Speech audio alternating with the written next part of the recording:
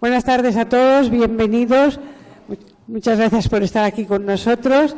Y hoy tenemos un invitado de honor, porque es un arqueólogo español que está trabajando en Egipto, que es una maravilla. Yo no oigo más que cosas buenas de él y tenemos el honor de que hoy viene para traernos las últimas novedades de lo que ha estado haciendo, que ha estado en Egipto hasta antes de ayer. Así de fácil, ¿eh? Os voy a leer un poquito su currículum. Su nombre es don Antonio Morales Rondán. Es profesor titular de Egiptología en la Universidad de Alcalá de Henares. Es licenciado en Arqueología en la Universidad de Sevilla. Estudió Egiptología en la University College de Londres, en Oxford, en Heidelberg, en Birmingham y en Berlín. O sea que por el mundo entero has estado estudiando. Doctorado en Egiptología en la Universidad de Pensilvania, con una tesis doctoral sobre los aspectos filológicos y culturales que dominaron la transmisión de los textos de las pirámides desde finales del Reino Antiguo hasta el Reino Medio. Sus grupos de investigación son ciencias en la arqueología, recursos innovadores en medicina, botánica, geología y arquitectura para recuperar el pasado, CIARC, es una entidad. Sus líneas de investigación, un proyecto del Reino Medio tebano, Middle Kingdom Theban Project, textos mortuorios del Reino Antiguo y Reino Medio, lengua, literatura, epigrafía y papirología. Como veis, tiene muy controlado todo. Como arqueólogo y epigrafista ha participado en numerosas excavaciones en Egipto, en Asuán, Abidos, el Amra, Saqqara, Tebas y en el Departamento de Egipto y Sudán del Museo Británico de Londres. Es el director del Middle Kingdom Theban Project, que es lo que tenemos hoy, en la misión española de la Universidad de Alcalá de Henares en Luxor, Egipto, y se encarga del estudio y publicación de varias tumbas de finales de la dinastía XI y principios de la dinastía XII que merecen especial atención. Coordina la misión arqueológica y trabaja sobre todo con los materiales epigráficos resultantes de la actividad arqueológica en la zona. Es autor de multitud de artículos y varios científicos y varios libros. Libros, por ejemplo, nada, 3 o 4. La cultura de palacio y sus ecos en las provincias del Reino Medio de Egipto, publicado en el 2021. Mitos y leyendas del Antiguo Egipto, publicado en el 2020. Cultos, mitos y prácticas mágicas en el Antiguo Egipto, textos religiosos desde 2800 a.C. al 400 después de Cristo, publicado en el 2020. Como artículos, apuntes teóricos sobre el poder del lenguaje en la literatura mortuoria del Reino Antiguo y el Reino Medio, del 2017, de lo sintético a lo analítico, sobre la historia cultural de la lengua y las escrituras egipcias del 2015 y los dos cuerpos del rey, Cosmos y Política de la monarquía egipcia del 2015. Como veis, es un gran experto en temas de Egipto de diversos temas. Y es un honor tenerle hoy aquí, sobre todo que acaba de llegar. Está recientito. Vamos a coger lo último. Muchísimas gracias, es un honor tenerte con nosotros. Muchas gracias. Muchas gracias.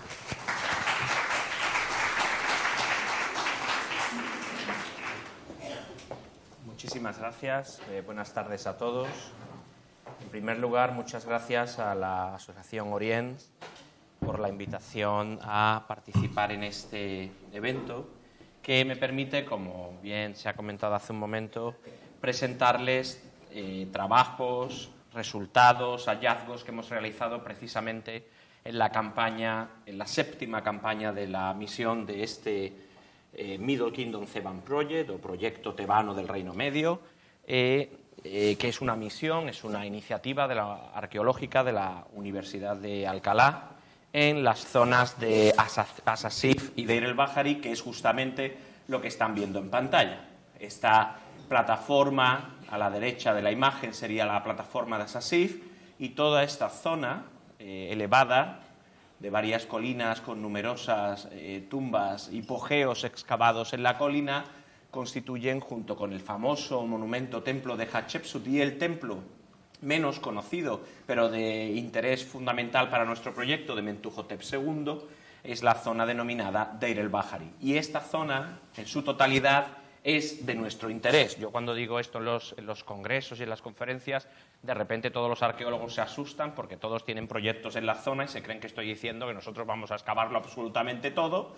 No es el caso, pero es de nuestro interés por la, como verán hoy, por la sistematización o interpretación que planteamos en este proyecto. Nuestra idea es explicar cómo se expanden, cómo se inician y se expanden las necrópolis tebanas del Reino Medio hacia el 2000 a.C.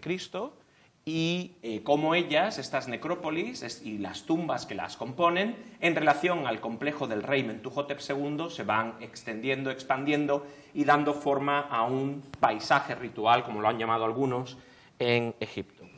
Por supuesto, me gustaría empezar esta historia, que pues para algunos, como los investigadores de nuestro proyecto, nos llevará hacia atrás 7 años, pero para otros, los personajes o los protagonistas de nuestra investigación, los grandes cargos, los nobles y los aristócratas que trabajaron bajo varios monarcas de nuestro interés en la zona, empezaría esto hace 4.000 años, como decía, hacia el 2000.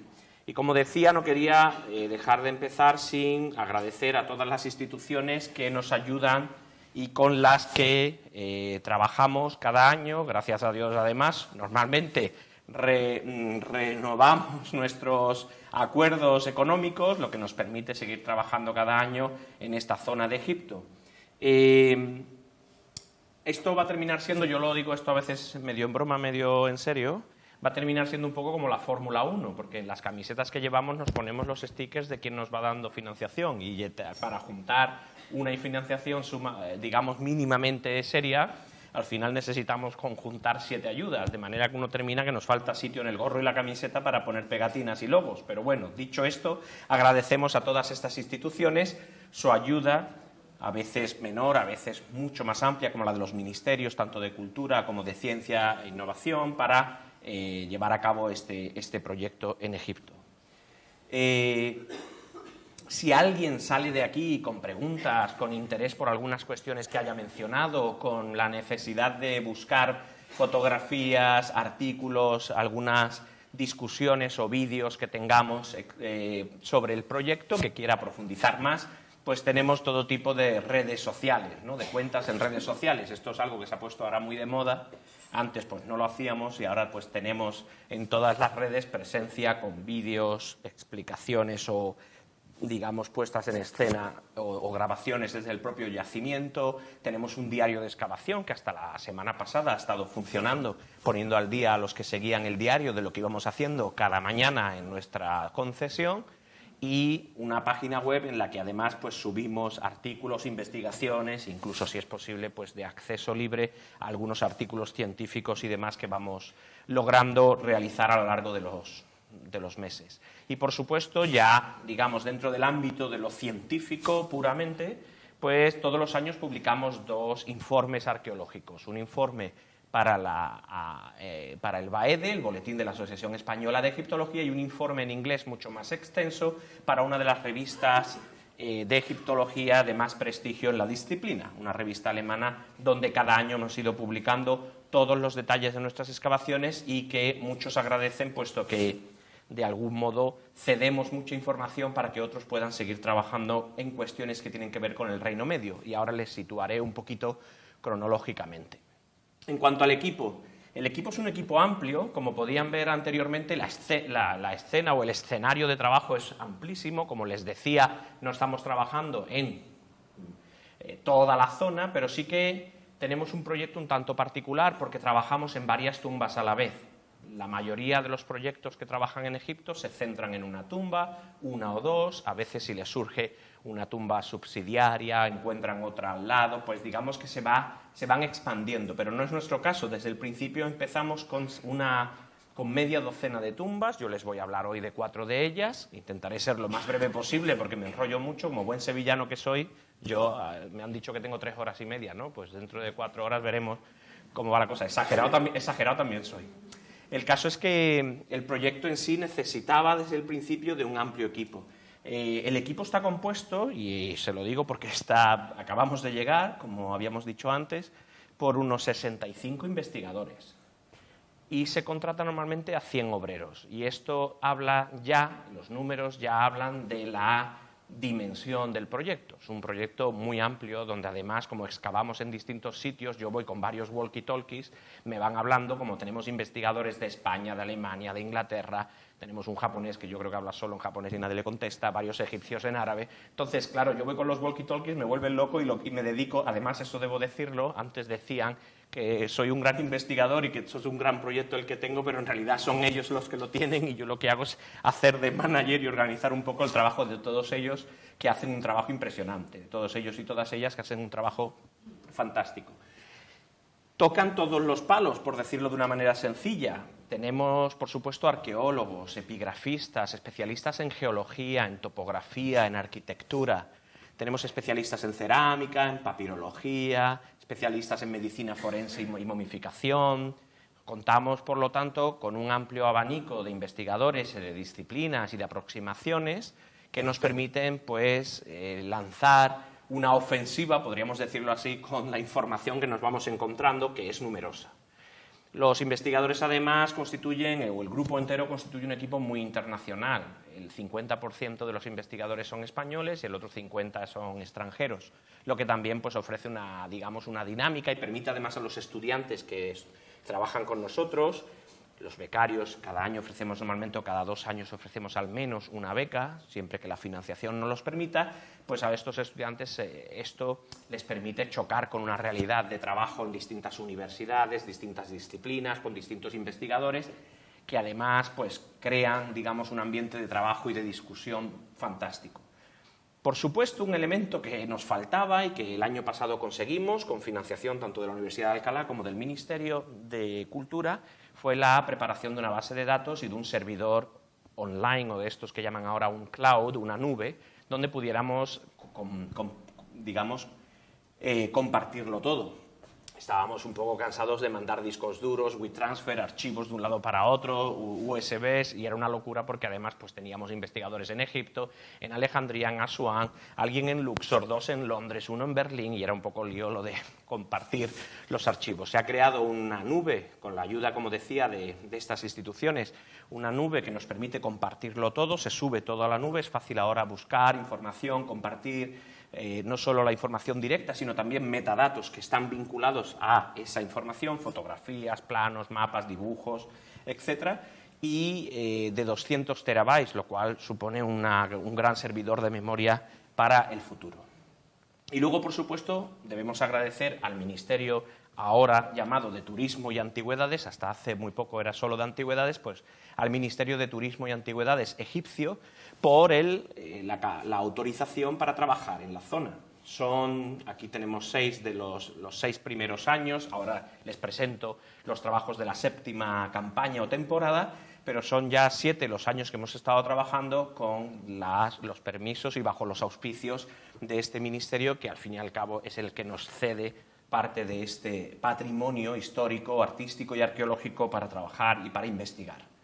No quería dejar tampoco de agradecer a los obreros egipcios y al RAIS o jefe de obreros al que uno contrata cuando llega a Egipto, porque no sé si saben que en Egipto normalmente para trabajar en los distintos yacimientos del país hay algunas excepciones, pero hay que ir primero a una ciudad en concreto donde están los jefes de obreros, que solo son de una familia y de una ciudad concreta en Egipto. Y una vez que uno contrata al RAIS, que es el jefe de obreros, este señor pues va a contratar al equipo. Y ahora pues traía esta imagen idílica para empezar hablando un poco de las líneas de investigación que ha tenido nuestro proyecto en general. Como verán, vamos a pasar de lo general a lo particular. Las líneas de investigación que ha iniciado este proyecto, que les presento hoy, y que, en cierto modo, pone sobre la mesa una serie de novedades interesantes. Les voy a poner, y por eso traía esta imagen, les voy a poner un ejemplo. El famoso templo de Karnak, si se hacen a la idea, podría haber traído un plano, ahora verán por ahí alguno, pero si se hacen a la idea de un mapa o de la zona de Luxor, el Nilo digamos que distingue la orilla oriental, donde se encuentran los templos de Luxor y Karnak, y la orilla occidental, donde nos vamos a encontrar las grandes necrópolis y los templos funerarios. En el Reino Medio, que es la época que nosotros investigamos, Karnak era una isla. Eso ahora lo verán en un momento, les presentaré algunos detalles al respecto. Karnak era una isla. 2 brazos del Nilo cruzaban, rodeaban Karnak, lo que hacía, o lo que ha hecho, que nuestras investigaciones, que tienen que ver no solo con lo funerario, como verán ahora, sino también con cuestiones de no solo la muerte, sino también la vida de los tebanos en esa época, eso ha hecho que tengamos que tratar esa zona y los asentamientos y el urbanismo que se investiga y se busca como la zona primordial de trabajo, porque el resto, como podrán ver después en un detalle, una imagen que les traigo, era básicamente agua alrededor de esa isla de Karnak. Tenemos 4 líneas de investigación en el proyecto. La evolución de la necrópolis tebana, esa es quizás la fundamental en nuestro trabajo de investigación. Los asentamientos y el paisaje urbano, para aquellos que hayan dado clases de egiptología, hayan estado ya en otras charlas anteriores, yo creo que ya habrá quedado muy claro que los egipcios normalmente entienden, es una cosa simbólica, pero entienden en general que la orilla oriental pertenece al mundo de los vivos, la orilla occidental pertenece al mundo de los muertos. Ellos hacen las tumbas y los templos funerarios al occidente, es decir, al oeste del río Nilo, y al oriente o al este del río Nilo construyen normalmente las grandes ciudades y los templos dedicados a los dioses. Pues eso también nos interesa. No solo nos interesa la parte de la necrópolis tebana, sino también la ciudad que tendrían enfrente o los distintos centros que tenían enfrente. Luego, los templos y actividades de culto en Tebas. También nos interesan los diversos templos, tanto funerarios como los que están dedicados a dioses. ¿Por qué? Pues, y les pongo un ejemplo. Cuando nosotros estudiamos la orientación de nuestras tumbas, tenemos que dar una respuesta a por qué se orientan de una manera determinada. En algunos casos, las tumbas se orientan hacia el monumento del rey, Mentuhotep II, porque se quieren vincular con el monarca, tanto en vida como en el más allá. Desde el punto de vista del prestigio, el tener una tumba mirando también o cercana y reflejando, digamos, o dando su fachada a la del templo del gran monarca al que uno ha servido es de gran prestigio y dota, digamos, al monumento de gran valor. Pero en ocasiones algunas de las tumbas se reorientan, no están siguiendo esa orientación, esa línea, sino que miran a Karnak. Claro, ¿por qué miran a Karnak? Pues porque en el 2000 a.C. Amón, que no había existido hasta entonces, empieza a surgir. Y el famoso dios Amón, o que luego veremos en una forma sincretizada como Amón-Ra en el Reino Nuevo, no existía hasta primer periodo intermedio, principios del Reino Medio, como tratamos en el proyecto. Y es ahí cuando algunas de las tumbas se van a reorientar a Karnak para mirar a esa isla donde hay un pequeño templo, que también estudiamos en esa línea de investigación de los templos y actividades de culto, que surgió en honor al dios Amón. Y por último, la región de Uaser. Tenemos 2 especialistas que están trabajando en el estudio de la provincia entera. Hay numerosas estelas, inscripciones reales, textos que indirectamente mencionan pasos, caminos, puentes, pueblos, villas, aldeas, talleres. Y esos nombres tenemos que situarlos en la provincia para entender mucho mejor cómo funciona la provincia entera y no solo la ciudad de Tebas en el Reino Medio. Y por último, el trabajo arqueológico, que quizás podríamos vincularlo sobre todo con la línea primera, que se encarga de la excavación, restauración, documentación y publicación de una serie de tumbas de finales de la dinastía XI y principios de la dinastía XII, o XI y XII. Tendríamos las tumbas del visir Dagui, del intendente real Genenu, de otro visir llamado Ipi, de un alcaide o director de prisiones llamado Yari, y una tumba que es la E1, de la que no les voy a hablar hoy porque estamos todavía en proceso de estudio con la misma, de la que sabemos todavía muy poco y muy probablemente se construyó a posteriori del periodo que nos interesa. Aquí tenemos una imagen del mapa de Egipto. En el Reino Antiguo, el tercer milenio, la capital había sido Menfis y se concentraba, digamos, todo el poder político en esta zona, junto con las necrópolis reales, y durante el primer periodo intermedio se va a producir una fragmentación del país que va a dar lugar a la aparición de numerosos centros, entre otros el de Tebas. Y ya veremos, en una historia que les contaré ahora de manera breve, cómo se hace con el poder Tebas en un momento de fragmentación social, política, incluso de conflicto civil, entre distintas facciones del país.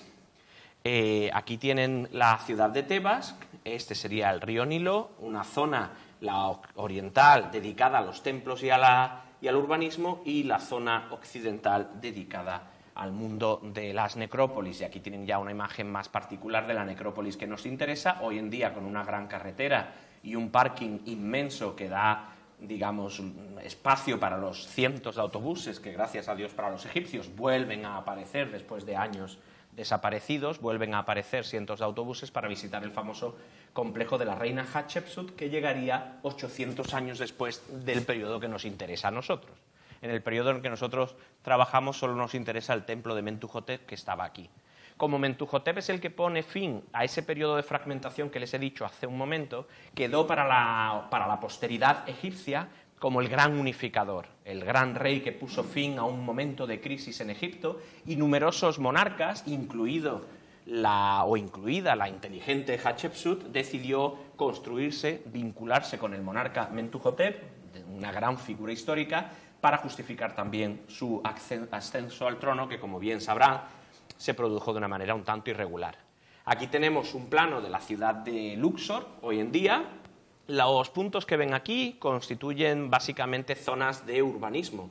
¿Por qué se concentran aquí? Pues porque esta es la zona que les decía que constituye el templo de Karnak en la actualidad y que era una isla en el pasado.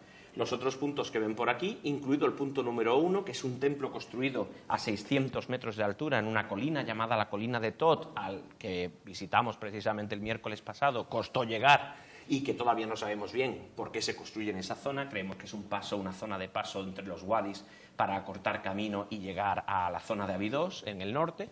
Pero en cualquier caso, pues estos son los centros de atención principales para nuestro proyecto. Aquí tienen lo que los estudios han defendido, estudios de paleoclimatología, paleogeología, arqueología también del paisaje y territorio, lo que han defendido que sería el trazado del río Nilo en el momento en el que nos interesa a nosotros.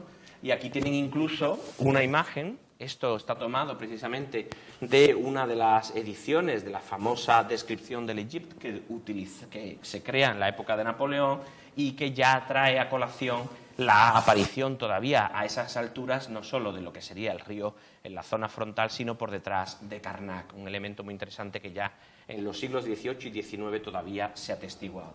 Aquí tienen un poco pues, estudios muy particulares en los que no voy a entrar en detalle de dónde estaría más o menos situada esa isla de Karnak durante los finales del primer periodo intermedio y el Reino Medio. Y aquí está situado con puntos un poco la zona donde se han encontrado restos urbanos de asentamiento y un pequeño templo dedicado al dios Amón, justo fechados en ese periodo hacia el 2000 a.C. que nos interesa. Y aquí tienen la imagen que resume, antes de que nos adentremos en el estudio y trabajo de las tumbas que hemos estado excavando, la imagen que resume bastante bien el desarrollo político y social de Egipto durante el primer periodo intermedio y el Reino Medio. Aquí tienen más o menos esas fechas, que como bien saben, pues son aproximadas. En Egipto, a finales del Reino Antiguo, la época de las grandes pirámides, se produce una crisis. Hay quien dice, desde el punto de vista climático o paleoclimático, que coincide con una situación importante de sequía bastante duradera, de varios años, que impacta en el reinado, en la estructura egipcia y, digamos, que desmantela la administración y la situación social egipcia. Eso hace que crezcan o que surjan, como decía anteriormente, una serie de poderes con la desaparición del monarca, del faraón, y esos poderes, gobernadores en distintos centros, van a luchar por intentar hacerse con el poder central. Obviamente, una casa, podríamos llamarla casa o dinastía, la heracleopolitana, que se encuentra cerca de la ciudad de Menfis, se va a querer convertir en heredera de los menfitas y heredera de las dinastías del Reino Antiguo. Y ese será uno de los dos grandes poderes que surgirán en el país. El otro será la casa tebana, los gobernadores de Tebas. Lo primero que harán los gobernadores de Tebas será lanzar una ofensiva contra el sur y conquistar las 3 provincias que están al sur de Tebas, para asegurarse de esa manera el control de todos los territorios hasta la frontera con el Sudán. Bueno, con Nubia en esa época. Una vez que se considera controlado el territorio de las 3 primeras provincias, unidos a esta cuarta que sería Tebas, lanzan un ataque hacia el norte contra los heracleopolitanos. de manera que también los heracropolitanos se habían estado extendiendo hasta la zona de Asiut y quizás hasta la zona de Tinis, que ven aquí, que coincide con la necrópolis de Abidos, y es en Abidos o en Tinis, donde, en esta zona que ven violeta, donde se van a producir los grandes conflictos militares entre ambas facciones, y de ello surgirá un ganador, Mentuhotep II. Oficialmente en los manuales de historia, con Mentuhotep II, que pertenece al llamado primer periodo intermedio, se acaba el primer periodo intermedio y el propio Mentuhotep II da lugar al inicio del Reino Medio. Seguirá la dinastía 11 durante 3 monarcas, Mentuhotep II, III y IV, y luego nos encontraremos ya con los principios de la dinastía 12, Amenemhat I y su hijo Sesostris I. Con Amenemhat I hay un pequeño cambio, puesto que dejará la capital de Tebas y creará una nueva capital, Lisht, para controlar la zona del norte. Lisht funciona muy bien como bisagra social, política, cultural, puesto que todavía en el reinado de Amenemhat I hay ciertas facciones del norte que se rebelan contra el control tebano del resto del país. O sea que todavía se arrastra ese conflicto entre regiones del primer periodo intermedio. Pues este es un poco, digamos, el contexto histórico en el que nos vamos a mover en la conferencia de hoy. Aquí es en estas circunstancias de renovación social, política, administrativa, militar, donde vamos a ver la aparición de una serie de individuos, una serie de cargos, visires, intendentes reales, militares, alcaides de prisiones, que van a construir sus tumbas en la necrópolis tebana vinculados con Mentuhotep II, III, IV y con Amenemhat I. Lo que pasa es que Amenemhat, como he dicho anteriormente, decidirá dejar en el año de reinado 10 la capital de Tebas, crear la capital de Lisht en el norte y trasladar sus construcciones funerarias. Me imagino que ya les suena que los monarcas, cuando empiezan a gobernar, casi que directamente se ponen ya a construir sus tumbas, ¿no? Parece que algunos tenían poca confianza en el destino, ¿no? Pero, en general, en cuanto empieza a reinar Amenemhat, se lo piensa un poco y en su año de reinado 10 deja la construcción de su complejo funerario y su tumba, que se estaba construyendo en una zona cercana al complejo de Mentuhotep II y de Hatshepsut que veíamos antes, y construye una pirámide al estilo del norte, al estilo de las pirámides de Memphis y de las necrópolis de Saqqara, Giza, Dashur, etc., donde se va a enterrar en el futuro, de manera que se traslada ya directamente a Lisht y muchos de los nobles le acompañan para enterrarse a la manera del norte, mediante mastabas, más similares a las de Giza, Saqqara, que no a los hipogeos de Tebas, construidos, como verán hoy, en la montaña, para acompañar al rey. De manera que, digamos que eso pone casi que punto y final al periodo que nos interesa, que serían los principios del Reino Medio, y una vez que se marchan a Lisht, en la necrópolis tebana vemos grandes cambios. Ahora también les quiero contextualizar un poco desde el punto de vista historiográfico. Nosotros no somos los primeros en excavar estas tumbas. Ya en algunos casos, como verán hoy, uno de los pozos hemos encontrado, esto no lo habían encontrado anteriormente, se les pasó de largo, pero ya en los años 20, 1920, entre 1920 y 1931, un investigador norteamericano, el que tienen en pantalla, llamado Herbert Eustace Winlock, egiptólogo norteamericano que trabajaba en el Metropolitan de Nueva York, dirigió una campaña, varias campañas, o dirigió una expedición, la expedición del Met, del Metropolitan, en la zona de Deir el-Bahar y Asasif, y se dedicó con cierta obsesión a trabajar todas las tumbas del Reino Medio para intentar explicar cómo termina el primer periodo intermedio y se inicia el Reino Medio. Es esto lo que nosotros estamos también intentando hacer. En cierto modo, pues nos sentimos como siguiendo tras los pasos de Winlock, ¿no? Al que a veces pues amamos mucho y otras veces lo queremos matar. El pobre de Winlock era un gran investigador para cómo eran las cosas en su tiempo. Obviamente el Metropolitan le presionaba bastante para que todos los objetos obtenidos de gran valor desde el punto de vista estético se los llevara al museo. Las leyes del momento en Egipto permitían que salieran los objetos del país y de esa manera, digamos que el museo seguía financiando las excavaciones de Winlock. Winlock era, como decía, un gran investigador para su época. El problema es que a veces uno lo quiere matar, nos ha pasado a varios investigadores en el proyecto, es una relación de amor y odio, porque por un lado hizo mucho, pero por otro lado él escribía, tenía muy buen estilo, es una cosa que destacan todos en la disciplina de la egiptología, que Winlock escribía muy bien, pero si uno coge el diario de Winlock para ver cómo se realizaron las excavaciones de la tumba de Ipi, que veremos también hoy, que corresponden al patio, el patio de Ipi es esta imagen que ven en pantalla, pues va a dedicar 20 páginas a hablarnos de la vajilla, la plata y el vino que tomaron junto con el pato con naranja o a la naranja el día que vino la marquesa de Northampton a visitarles. Eso escribirá 20 páginas al respecto. Y luego en una página nos hablará sobre los hallazgos del yacimiento. Entonces uno lee aquello. Desde el punto de vista social se ve que era un señor muy entretenido y que tenía mucha vidilla, pero desde el punto de vista científico nos deja muchas cosas, digamos, de lado, ¿no? Otra cuestión importante, no voy a hacer mucho hincapié en ello, nosotros he dicho antes que contratamos a unos 100 trabajadores.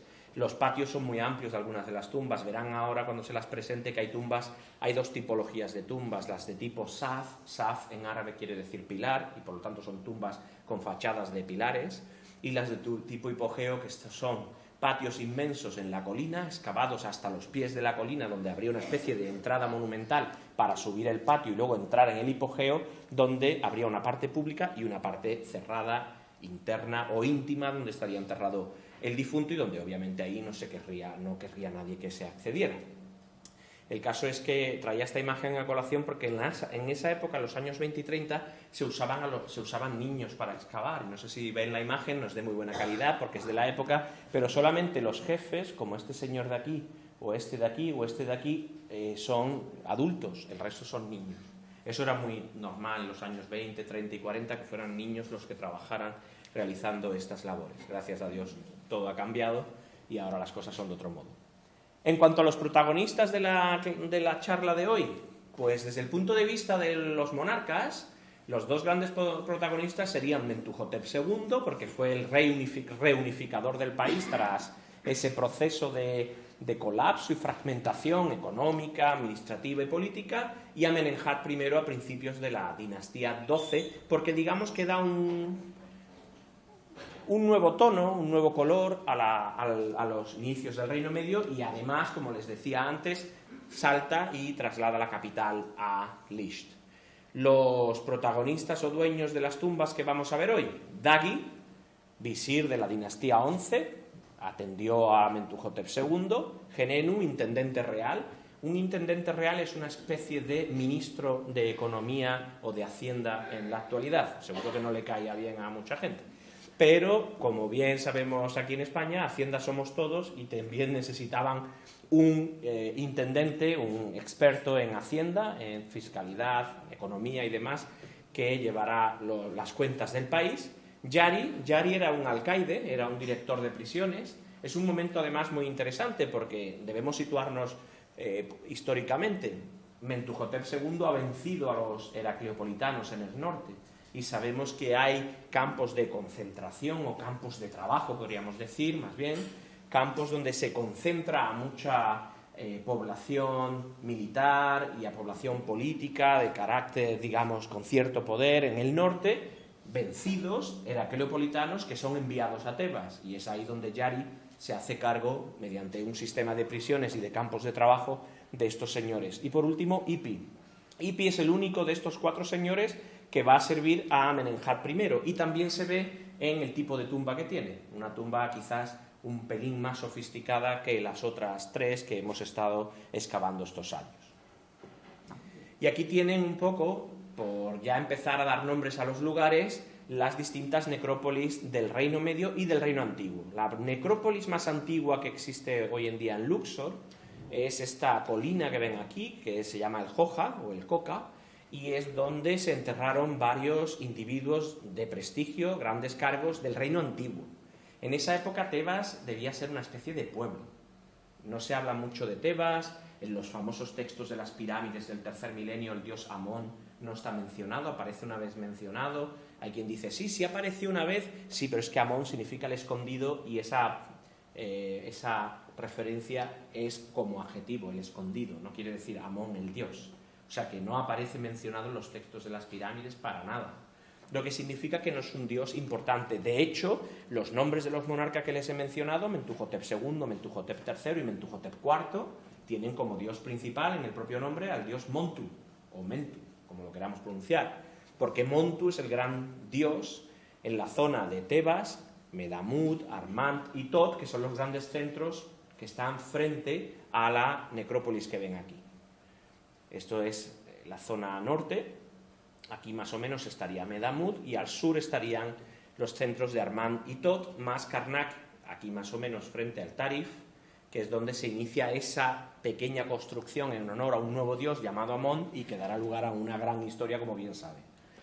Las otras necrópolis, Dra-Abuel Naga, muy importante para el Reino Nuevo, y la planicie de Asasif, siguiendo en esta zona, también muy importante en el Reino Nuevo, al igual que Deir el-Bahri. Sin embargo, lo que me interesa de esta imagen es que antes de la construcción del templo de Mentuhotep II en esta zona, y eso es lo que explica la presencia en esta colina de gente en el Reino Antiguo, existió algún tipo de culto a la diosa patrona de la montaña, que era la diosa Hathor, la vaca, la diosa divina, la vaca divina Hathor. Sabemos esto porque los señores que se entierran aquí, junto con sus señoras, todos ellos tienen cargos vinculados al culto de la diosa Hathor. Hathor de la montaña, además, es el epíteto que tienen. Y además, todas las señoras que aparecen en las tumbas de estos grandes cargos, hijas y esposas, normalmente, o madres, aparecen representadas como sacerdotisas de Hathor. Y todas esas tumbas, aunque miran a la zona de Karnak, todas esas tumbas tienen sus inscripciones de la diosa Hathor mirando hacia el interior, hacia esta zona. Eso explicaría también por qué el rey Mentuhotep II construye su templo justo ahí, porque se quiere vincular con la diosa patrona de la zona. Eso es un poco el motivo principal por el que se construye su complejo en esta zona. Sin embargo, hay otro elemento a tener en cuenta, y es que cuando él se construye aquí su templo, rompe con una tradición de cientos de años, de siglos, de sus ancestros que se estaban enterrando en la necrópolis del Tarif. Estos que hemos visto antes, Mentuhotep I y los Intef, su padre, su abuelo y su bisabuelo, Intef III, Intef II, Intef I, nos estamos acercando casi que al Reino Antiguo, se enterraron todos aquí, vinculados seguramente con Medamut, que es la zona principal, la ciudad principal de culto al dios Montu. Él quería distinguirse de sus ancestros, es el unificador o reunificador del país, cosa que los demás, sus ancestros, no han hecho, y construye su complejo en esta zona vinculado con la diosa Hathor. De hecho, verán en la bibliografía o en la literatura que se habla mucho de las 6 reinas sacrificadas, enterradas a la vez para el rey Mentuhotep. Son 6 señoras que cuando se excavó el templo de Mentuhotep se encontraron 6 capillas y 6 pozos con 6 señoras enterradas debajo del templo de Mentuhotep II. Estas 6 señoras ya estaban ahí antes. Son sacerdotisas de Hathor que se habían enterrado en la zona en vinculación con la patrona de la montaña, que fueron integradas en el diseño arquitectónico de Mentuhotep II, que en cierto modo quería acompañarse de estas sacerdotisas para su salto al más allá. Y es muy interesante el hecho de que nosotros en la concesión hemos recibido permiso para, en el futuro, a veces los egipcios tienen estas cosas, el gobierno egipcio nos ha dado permiso para excavar parte del complejo, porque no eran 6, eran 9, y hay 3 tumbas seguramente intactas de reinas anteriores a Mentuhotep II, de señoras vinculadas con Mentuhotep II que están todavía por excavar. Y es una concesión que nos hemos asegurado que recibimos y que esperamos que nos permitan iniciar en un futuro próximo. Son 3 capillas que se desmantelaron, pero cuyos pozos están todavía debajo del complejo y que seguramente, si no ha habido nada raro, deben pertenecer a 3 señoras enterradas, sacerdotisas de Hathor, enterradas en este complejo.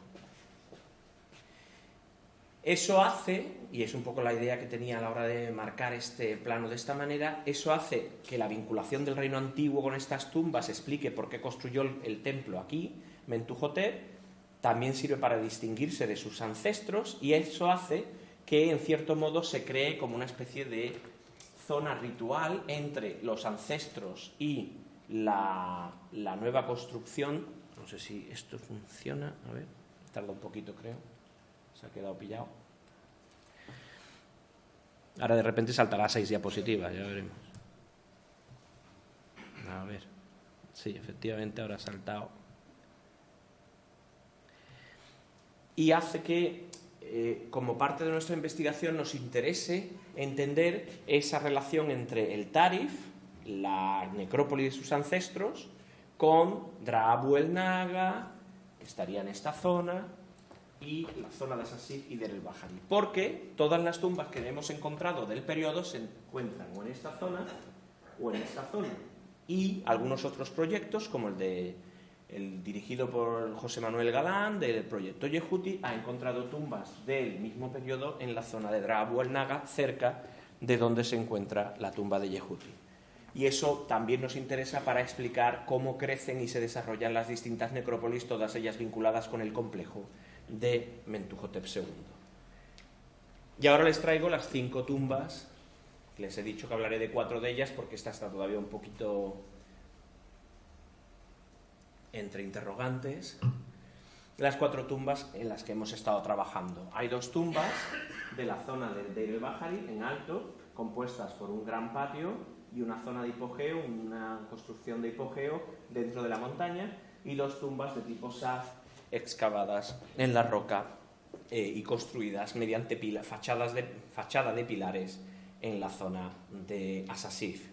Empezamos con la tumba del visir y juez Dagi. Este es uno de los 4 personajes de los que les voy a hablar a continuación. Obviamente el resumen que les traigo tiene que ver con trabajos realizados a lo largo de estos 7 años. Ahora les indicaré, he dejado para cada una de las tumbas un espacio para las cosas que hemos hecho al final, ¿no? En este último año, básicamente las últimas 4 semanas en todo el mes de mayo. Aquí tienen la posición de la tumba de Dagi. Yari, que es el otro individuo que vamos a hablar para Asasif, se encuentra más alejado. No es lo mismo ser ministro de Hacienda que ser director de prisiones. Eso en la jerarquía del Antiguo Egipto también suponía puestos distintos, y eso supone pues que uno como Dagi, que está aquí, se puede acercar más al complejo del monarca, y el otro, que es Yari, que está por esta zona, pues se encuentra más alejado. Este es el plano de la tumba de Dagi. La tumba de Dagi, verán además ahora en algunas imágenes, presenta en la parte principal del patio, que es un patio pequeño. Recuerden que las tumbas de Asasif son de pilares, como muestra este plano, y no tienen grandes patios ni están en zonas de colinas inclinadas, están normalmente en zonas planas. Presenta además una reutilización muy clara de época copta. La tumba de Dagi, y la verdad que cuando uno está allí con 45 grados de temperatura, se mete en la tumba de Dagi y la orientación es fantástica, entra el vientecito y es fresquito allí, uno dice, los monjes coptos eran sabios. Porque se está fenomenal, y la mayoría de los miembros del equipo siempre dicen, Antonio, ¿me puedes enviar a Dagi que toca hacer cosas allí? Y digo, sí, tú quieres ir a la fresquita. Verán que hay, ahora lo verán en las fotos, construcciones coptas, pero es muy interesante ver la reutilización de una tumba del Reino Medio, o de finales del primer periodo intermedio, principios del Reino Medio, dinastías 11 y 12, por parte de los coptos.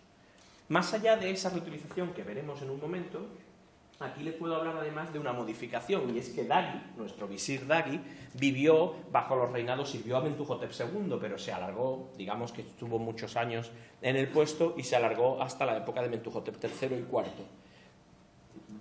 Él vio cómo se construían tumbas enfrente, en estas que hemos visto arriba en la colina, tipo hipogeo, y se dio cuenta que las tumbas que estaban de moda eran las de arriba, las del hipogeo, las de tipo hipogeo. Patios muy amplios, pasillo interno muy profundo, cámara de culto y en algún sitio secreto rampa con cámara funeraria, momia, sarcófago, ataúd y todo el ajuar funerario.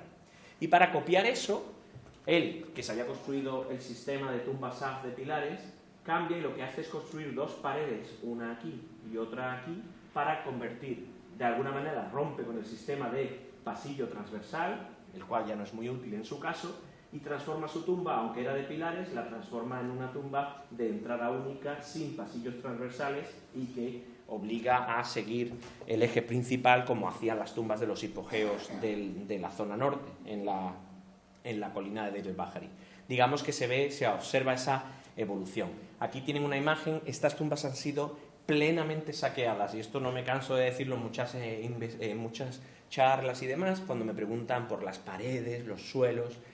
Las tumbas egipcias del Reino Nuevo, por ejemplo, son más pequeñas, las zonas de culto están más, digamos, protegidas, la vidilla que debía tener estas necrópolis era de visitas constantes, lo cual hace que sea muy difícil saquear las tumbas.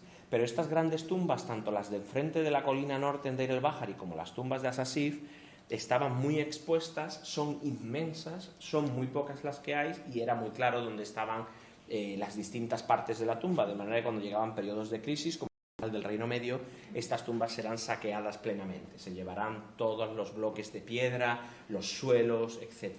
Nuestro trabajo es reconstruir eso en base a lo poco que queda, a los bloques que aún quedan en pie, y también reconstruir la historia posterior. Aquí, por ejemplo, tienen argamasa, esto es un tipo de mortero o yeso que han utilizado los monjes coptos, y está lleno, tiene unas 50 inscripciones en copto dedicadas al monasterio que se instaló en esta tumba. Esta es la tumba de Dagui, donde les decía hace un momento en el plano que se instaló un monasterio, y es el monasterio de San Epifanio.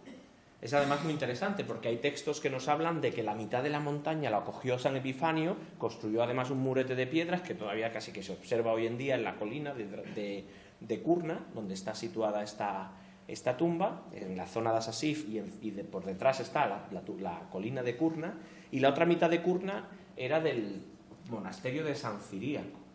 Y teníamos a estos dos señores, San Epifanio y San Ciríaco, que según los textos que se tiraban piedras el uno al otro, que le había prestado la escoba y que no se la había devuelto, se peleaban por cosas de estas, y es muy interesante ver la vidilla de los monjes en este periodo. Sea como sea, lo que nos interesa a nosotros es un poco estudiar primero la tumba, ¿no? La tumba del Reino Medio. Este sería el pasillo de entrada que ven aquí marcado en amarillo, el pasillo que va a la cámara de culto, que es esta pequeñita que ven aquí cuadrada, y luego tras la cámara de culto aquí habría algún tipo de estela o estatua de piedra, nos encontraríamos con el pasillo descendiente hasta la cámara del sarcófago. Todo esto estaría, como veían aquí, pues esto estaría tapado por un muro o por una construcción donde habría una estatua o una estela para que los que visitaran la tumba pudieran acceder o contactar con el difunto. Y detrás de esa pared se encontraría ya el resto el descenso a la cámara del sarcófago. Los laterales son muy interesantes y nuestro equipo de restauración, precisamente en esta campaña, lo verán ahora en un momento, ha hecho un gran trabajo en la restauración de las pinturas y textos que aparecen en la zona. Algunas están en muy mal estado. Como pueden ver en las inscripciones, los jeroglíficos no están en la mejor de las posibilidades, pero poco a poco hemos ido trabajando, y aquí, por ejemplo, tienen una de las imágenes que se encuentra en uno de los pilares, donde aparecen estas vacas, este ganado cruzando el río. Es una de las imágenes idílicas. Los egipcios gustaban de representar este tipo de elementos, el cruce del ganado, salir con la familia a cazar y pescar, etc., ¿no? En cierto modo lo que buscan es expresar la situación que quieren rememorar o que quieren que se vuelva a repetir en el más allá. Y el sarcófago de Dagui. El sarcófago de Dagui no lo hemos encontrado nosotros, aunque lo estamos estudiando, no ha sido publicado. Es un sarcófago que se encontró a finales del siglo XIX. Es un sarcófago que además se tuvo que destruir todas las estructuras coptas del frontal del patio que veíamos antes para poder sacar el sarcófago y llevárselo al Museo del Cairo. Pero el interior es fantástico. Es un sarcófago de gran calidad dedicado a Dagui, y que ha dado mucho que hablar, porque quien dice que no sería de Dagui, que sería de un hijo de Dagui, porque el único título que tiene en jeroglíficos es supervisor es algo así como mayordomo real, supervisor de los mayordomos del rey. Considerando que él llegó a ser visir, lo normal sería poner el título más alto que has conseguido. Hay quien dice que a lo mejor produjo el sarcófago muy temprano en su vida.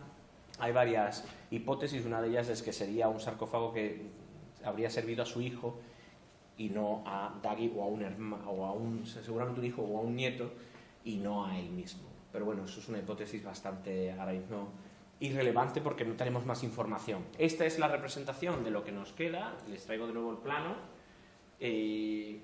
Aquí se puede ver dónde hemos estado trabajando este año, en esta parte del pasillo transversal, el pasillo que cruza por detrás de los pilares. Es un pasillo además que se encuentra hoy en día ya cerrado, por eso también la oscuridad de la zona, si no estaría abierto y llegaría la luz externa, pero está cerrado porque el gobierno egipcio decidió construir una puerta metálica y una ventana para proteger las pocas pinturas que existen de calidad en la zona, y hemos hecho un trabajo sobre todo de recuperación de los fragmentos de las pinturas que se han ido cayendo durante estos siglos y a los que nadie ha accedido. Y en primer lugar pues toca recoger todos los fragmentos de las paredes que se han ido cayendo para en el futuro realizar, me imagino, un trabajo que dará muchos quebraderos de cabeza para reconstruir estas paredes y muros. En el exterior, más allá de ese murete que puso el gobierno egipcio y que en realidad no que es este que ven aquí, y que en realidad solamente antiguo de época copta es este rinconcillo que ven aquí, detrás de nuestro compañero Raúl.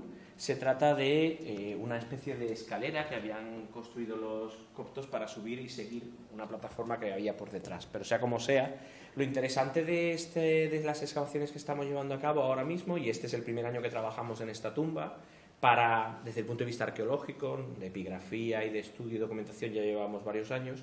Lo interesante es que tenemos que luchar por distinguir las capas de época copta, donde además se distinguen varias fases, de la capa de Reino Medio. Y no hay entre medio nada, es muy interesante.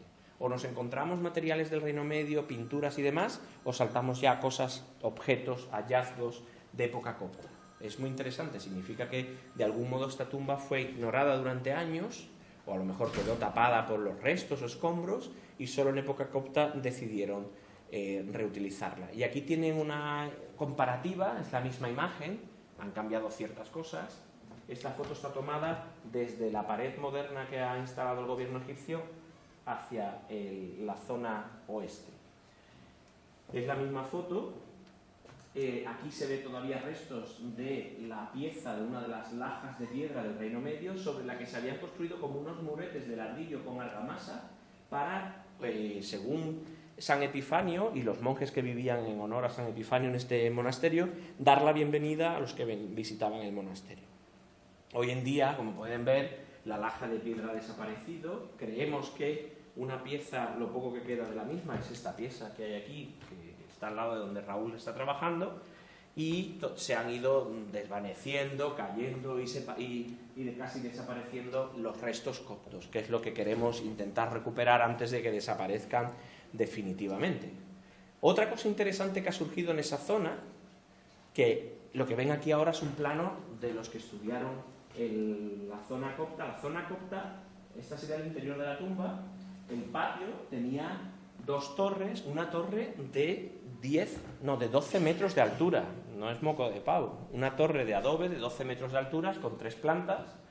Pues todo estaba lleno de habitaciones en lo que hoy en día es el patio frente a la tumba, y donde originalmente solo había patio. Hoy en día solo quedan, digamos, las bases de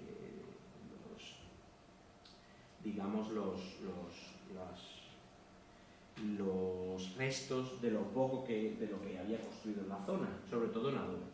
Pero en esta zona de aquí, que hemos estado excavando, hemos encontrado, no sé si lo notan aquí, ahora se lo voy a marcar, esto que ven aquí, que es un espacio cavado en el suelo del Reino Medio. Esto es un suelo del Reino Medio, donde parece que se instaló un telar.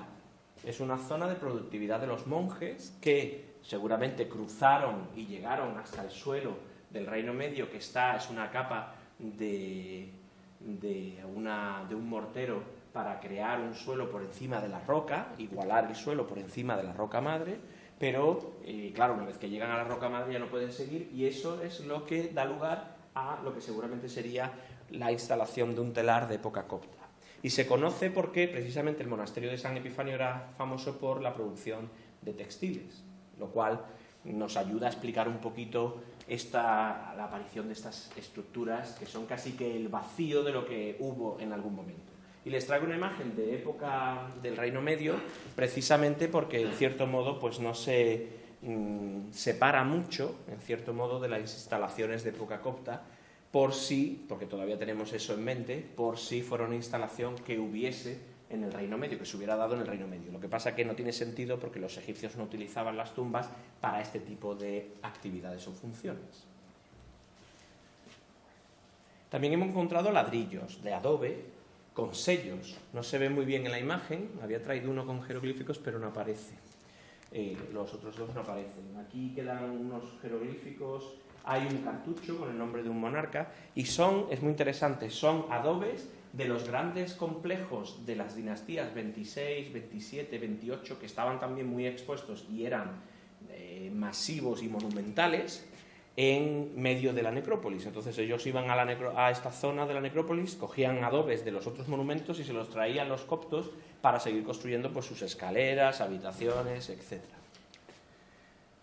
Pasamos a la tumba frente a la de Dagi, que se encuentra, como decía, en Asasif, la tumba de Genenu. Genenu es intendente real, pertenece también al periodo de Mentuhotep II, llega a posteriori de Dagi, y, en cierto modo, decide construir su tumba en una zona de la necrópolis también cercana al monarca, pero en el lado norte. Si Dagi estaba al sur, mirando además hacia el complejo de Mentuhotep II y su calzada, pues ahora vamos a tener al otro lado a Genenu, que se va a construir su tumba en la zona norte, en Deir el-Bahari, en la colina, mirando hacia el sur, mirando a Dagi, precisamente, y a la calzada y al complejo del rey al que servía.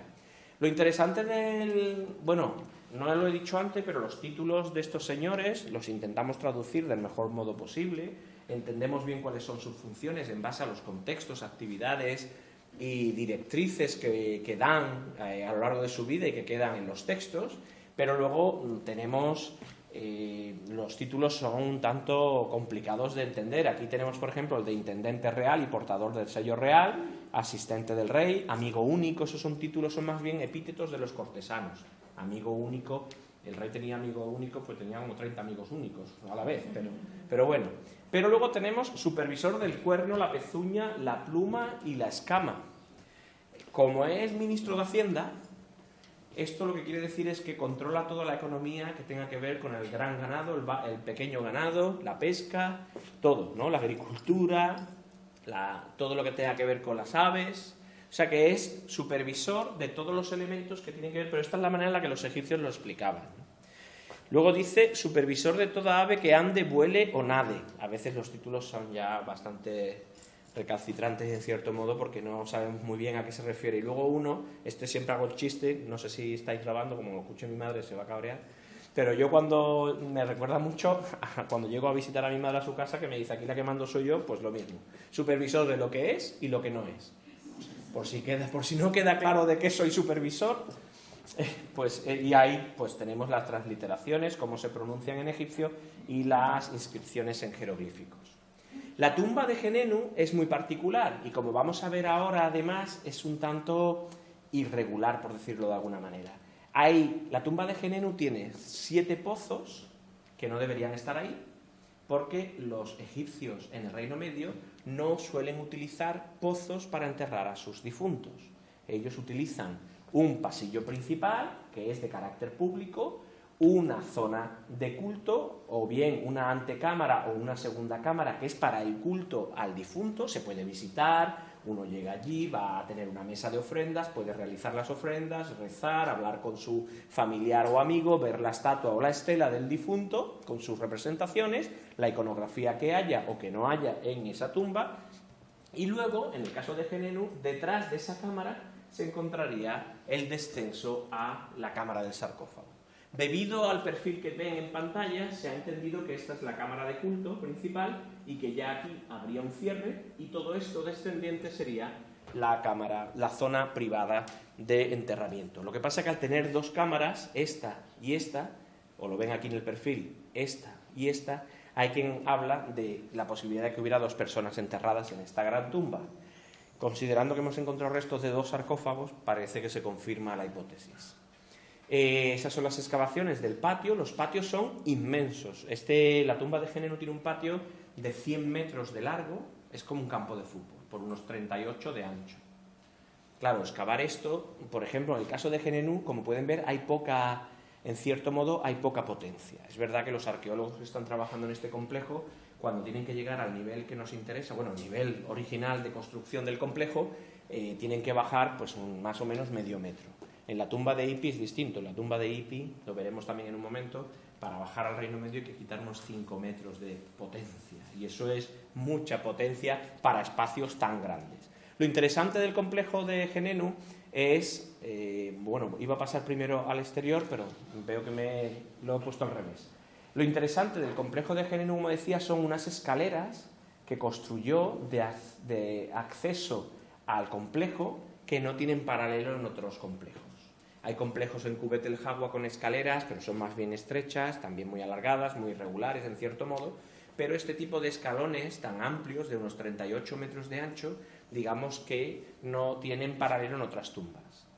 La tumba además tendría una fachada plana. Nosotros hemos construido esto hoy en día, esto es moderno, lo hemos hecho nosotros, para poder instalar la puerta metálica de seguridad para que lo que encontremos pues esté a salvo, pero en general estas tumbas se diferenciaban de las de Asasif en que no tenían pilares en el frontal. Sin embargo, hay un investigador que ha encontrado, no en esta tumba en concreto, nosotros en Ipi sí que hemos encontrado restos, un par de agujeros, pero hay algunas tumbas del Reino Medio que han sido investigadas por este investigador que ha encontrado una serie de agujeros en el frontal y él cree que se utilizaban unos postes de madera para crear una especie de pórtico de madera que diera la bienvenida a quien quisiera acceder a estos complejos en el interior. Aquí vemos otra vez un poco ese detalle. Hoy en día están ya bastante desmantelados, han desaparecido con el paso del tiempo los escalones, pero bueno. Hemos encontrado 7 pozos, como decía. Los pozos son casi todos de época moderna, no moderna actual, posteriores al Reino Medio, Reino Nuevo, incluso de época posterior. Todas las construcciones que ven en los laterales del pasillo son posteriores y la mayoría se ha realizado para reutilizar la tumba y enterrar a otros individuos. De hecho, cuando hemos limpiado las salas que hay debajo de los pozos, porque claro, uno aquí baja y el pozo es este, que tiene 3 metros. Luego se accede a esta sala y luego se vuelve a bajar y hay otro pozo aquí. Pero estas salas pues están llenas de materiales de, sobre todo, Reino Nuevo, dinastías del tercer periodo intermedio y llega hasta época grecorromana. Es decir, son reutilizaciones posteriores. Aquí tienen el pasillo principal, luego llegaríamos al pasillo descendiente. Esta es otra imagen del pasillo descendiente con los escalones aquí en muy malas condiciones y ya lo que sería la parte final con estas salas finales de pasillo descendiente y este pozo final que tiene unos 6 metros, 5 metros y medio de profundidad y que también es posterior. También hemos excavado los patios, claro, hay que ir bajando los patios. Aquí tienen una imagen mejor de estos escalones. Estos escalones ahí están ya tapados con arena fina, porque para preservarlos lo mejor posible lo que hacemos es, porque vamos a pasar, vamos a andar por ahí, habrá obreros que suban y bajen, entren y salgan, lo que hacemos es intentar preservar lo poco que queda. Pero esos escalones, cuando los habíamos limpiado, el día que los limpiamos, nos dimos cuenta al bajar. Bajábamos y alguien pues miró, dijo algo y de repente vimos los escalones con esta caliza tan blanca, limpia, brillaban en la distancia. Y estos escalones, en su momento, en buen estado, debieron presentar una imagen digamos estupenda a todos los que se plantearan acceder a la necrópolis y llegar a ver al complejo de Mentuhotep o visitar a alguien, verían este patio con estos escalones fantásticos. Hemos estado excavando en las 2 campañas anteriores y nos hemos encontrado con un elemento que no sabemos muy bien cómo interpretar. Como hemos tenido que parar aquí, por ahora no sabemos muy bien qué decir al respecto, pero nos hemos encontrado con restos de piedras que conforman lo que parecen ser como 2 muretes, uno a cada lado, y en medio un espacio abierto para poder pasar al interior. Quizás es como si hubieran querido distinguir 2 partes del patio, la parte más externa y la parte donde ya uno se acercaba al hipogeo y a la entrada a ver al difunto en sus iconografías, representaciones, estatuas, etc. Lo que sí es interesante es que Winlock, volvemos a este señor norteamericano, en sus excavaciones a toda velocidad, esto no lo he dicho pero lo digo ahora, él se tomó un mes para cada una de las tumbas que nosotros estamos trabajando. En un mes abría, quitaba, tiraba, nos hemos encontrado cosas descontextualizadas, chaptis, figurillas, mesas de ofrenda, objetos de madera, todo descontextualizado, porque lo que no tenía un aspecto, digamos, estéticamente perfecto y bello, no le servía para el museo, por lo tanto, en esa época la documentación no era lo principal, pues lo tiraba y a seguir trabajando. Encontró 100 fragmentos de relieves con inscripciones. El trabajo tedioso pero enriquecedor y que nos permite ir cuidadosamente, adelantar de manera paulatina, pero ir progresando en la recuperación de fragmentos, nos ha permitido recuperar unos 600 fragmentos más de estos relieves, lo que nos permite, lo que nos facilita la reconstrucción de las estelas a las que pertenecían.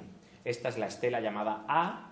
Estos son algunos de los objetos que aquí tenemos enmarcados en azul, lo que nosotros hemos ido añadiendo a lo que se publicó, a lo que Winlock publicó de la estela A, pero eso nos permite modificar en cierto modo el texto que él medio reconstruyó en base a paralelos. Hemos conseguido también, todos estos fragmentos que ven más claros que los antiguos, son los fragmentos que hemos conseguido recuperar para otra estela. De hecho, hemos llegado a conseguir tantos fragmentos como para presentar una hipótesis, y es que esta no me la voy a saltar. Este es el complejo, una reconstrucción de un complejo del Tarif. Se me ha olvidado decir que los complejos copian un poquito los que teníamos en el Tarif, pero en llano, en el Tarif lo construían en llano, con una entrada. Aquí en la entrada había normalmente una estela. Esta estela pertenece a Genenu, pero es interesante porque esta estela es de 1911. Y en 1910, Howard Carter, el famoso excavador de la tumba de Tutankamón, en 1910 Howard Carter había excavado a los pies de Genenu. Claro, como las tumbas de Deir el-Bahari siguen el modelo de las del Tarif, de los ancestros de Mentuhotep II, claro, es lo mismo pero en la colina, ¿no? Elevado, inclinado. Pues también tienen a los pies una capilla de acceso. Y en esa capilla es donde Howard Carter debió descubrir esta estela que se encuentra en el Museo de San Petersburgo, que es el que estaba pagando en ese momento las excavaciones de Howard Carter. Más adelante será, como todos sabemos, Lord Carnarvon, etc., pero en ese momento era y venía todo desde San Petersburgo. Y esta estela pues está hoy en día en el Museo de San Petersburgo. Como les decía, el estudio de los fragmentos y la excavación paulatina y cuidadosa, al contrario de lo que hacían los norteamericanos en esa época, en los años 20 y 30, nos ha permitido reconstruir 4 estelas y además 2 sarcófagos. Aquí tienen diferencias entre este sarcófago en caliza blanca y un sarcófago de peor calidad, incluso con los textos todavía a medio terminar. Pensábamos que era de arenisca, pero es un tipo de caliza muy particular que es una caliza rosa. Y el experto en piedra pues nos lo comentó, ¿no? Que era una caliza rosa y no era una arenisca como pensábamos. En cualquier caso, la reconstrucción de las 4 estelas más los 2 sarcófagos nos permite identificar espacios tanto en perfil como en plano, en planta, que nos permiten plantear dónde estarían las 4 estelas que hemos conseguido reconstruir y dónde estarían los 2 sarcófagos enterrados o depositados a lo largo del plano que ven en la pantalla. Hay quien dice que uno de los sarcófagos era de peor calidad porque serían los 2 del mismo individuo, Genenu. Uno serviría para engañar a los ladrones de tumbas y el segundo, ya de mayor calidad, mejores inscripciones y demás, escondido detrás de un muro que no permitía a los ladrones plantearse que en realidad hubiera un sarcófago de mejor calidad y un ajuar funerario en una sala de mejor calidad. Eso es en principio lo que nos planteamos como posibilidad. Sabemos que los egipcios en este periodo están muy preocupados por la seguridad de las tumbas. De hecho, en la que vamos a ver de Ipi también utilizan un sistema un tanto particular para cubrirla. Pero bueno, aquí hemos hecho una reconstrucción 3D de donde estarían situadas las estelas de uno de los lados, de las estelas A y C, y de donde irían los sarcófagos. Ahora llegamos a la tumba de Ipi. La tumba de Ipi está unos 200 metros al este de la de Genenu y también aparece en la colina de Deir el-Bahari.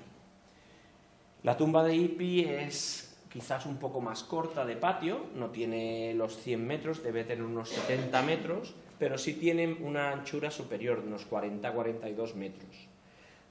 Ipi fue supervisor del sello, amigo único, tiene todos esos títulos que representan, que forma parte de la corte del monarca, pero en el caso de Ipi llegó más tarde, por eso se construye su tumba al este, porque los principales individuos van a construir sus tumbas lo más cercano posible al monarca, Y cuando van pasando los monarcas, Mentuhotep II, tercero, cuarto y Amenemhat I, el primer monarca de la 12, digamos que ya queda poco espacio cercano al rey, al monumento original del rey, de manera que se tienen que alejar un poco.